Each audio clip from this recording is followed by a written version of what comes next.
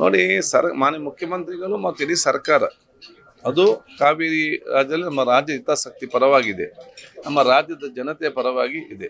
ಅದಕ್ಕೆ ಯಾರಿಗೆ ಏನೇ ಬೇಡಿಕೆ ಇದ್ದರೂ ಕೂಡ ಅದು ಮುಖ್ಯಮಂತ್ರಿ ಅಥವಾ ಸರ್ಕಾರ ಹೇಳಿದರೆ ಅದನ್ನು ಮಾಡದಿದ್ದರೆ ಮಾತ್ರ ಪ್ರತಿಭಟನೆ ಅಲ್ವಾ. ಸರ್ಕಾರ ಮುಂದೆ ನಿಂತು ಅದನ್ನು ನಾವು ರಾಜ್ಯದ ಪರವಾಗಿದ್ದೇವೆ, ಜನತೆ ಪರವಾಗಿದ್ದೇವೆ ಅಂತ ಹೇಳುವಾಗ ಅಲ್ಲಿ ಪ್ರತಿಭಟನೆ ಅಗತ್ಯತೆ ಏನಿದೆ? ಹಿಂದೆ ಗೊತ್ತಿದ್ದಾಗೆ ಸುಪ್ರೀಂ ಕೋರ್ಟ್ ಆದೇಶ ಮಾಡಿತ್ತು ನೀರು ಬಿಡಬೇಕಂತೇಳಿ.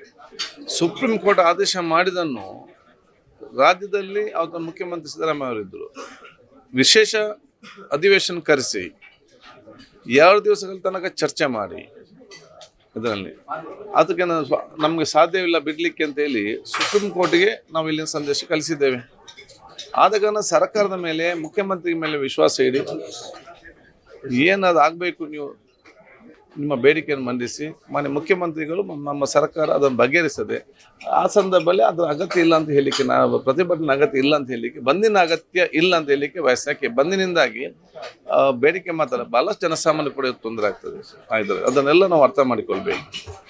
ಏನಾದರೂ ಬೇಡಿಕೆ ಮತ್ತು ರಾಜ್ಯ ಸರ್ಕಾರ ಇವತ್ತು ನಮ್ಮ ಹಿತಾಸಕ್ತಿ ವಿರುದ್ಧ ಬಗ್ಗಿದ್ದರೆ ಮಾತ್ರ ಆ ಕಾಲಘಟ್ಟಕ್ಕೆ ಬರುವಂಥದ್ದು. ಅದನ್ನು ನೋಡಿಕೊಂಡು ಅಲ್ಲೇ ತನಕ ಒಂದು ಕೈ ಬಿಡಬೇಕಂದ್ರೆ ನಾನು ಕೂಡ ಕೇಳ್ತೇನೆ. ಇಲ್ಲ ನೋಡಿ, ಈಗ ಖಂಡಿತವಾಗಿ ಬಾಟಲ್ನಾಗಿ ನಮ್ಮ ಅತ್ಯಂತ ಹಿರಿಯರು, ನಮಗೆಲ್ಲರಿಗೂ ಕೂಡ ವಿಶೇಷ ಗೌರವ ಇದೆ. ಮುಖ್ಯಮಂತ್ರಿಗಳು ಪರಮ ಆಪ್ತರಾಗಿದೆ, ಅವರು ಮಾತಾಡಿಕೊಳ್ತಾರೆ ಇದರಲ್ಲಿ. ಸೊ ಸರ್ಕಾರ ಯಾವುದೇ ತೀರ್ಮಾನ ತಗೊಳ್ಳುವಾಗ ರಾಜ್ಯದ ಹಿತದೃಷ್ಟಿಯಿಂದ ಅದು ತಗೊಳ್ತಾರೆ. ಅದಕ್ಕೆಲ್ಲರೂ ಕೂಡ ಸಹಕಾರ ಕೊಡಬೇಕಂತ ಹೇಳಲಿಕ್ಕೆ ನಾನು ಬಯಸ್ತೇನೆ. ಮತ್ತು ಸರ್ಕಾರ ಎಲ್ಲರ ಜೊತೆ ನನಗೆ ವಿಶ್ವಾಸ ಇದೆ, ಮುಖ್ಯಮಂತ್ರಿಗಳು ಎಲ್ಲ ಸಂಘ ಸಂಸ್ಥೆ ಜೊತೆ ಮಾತಾಡಿಕೊಂಡು ಸಮಾಲೋಚಿಸಿ ತೀರ್ಮಾನ ತಗೊಳ್ತಾರೆ.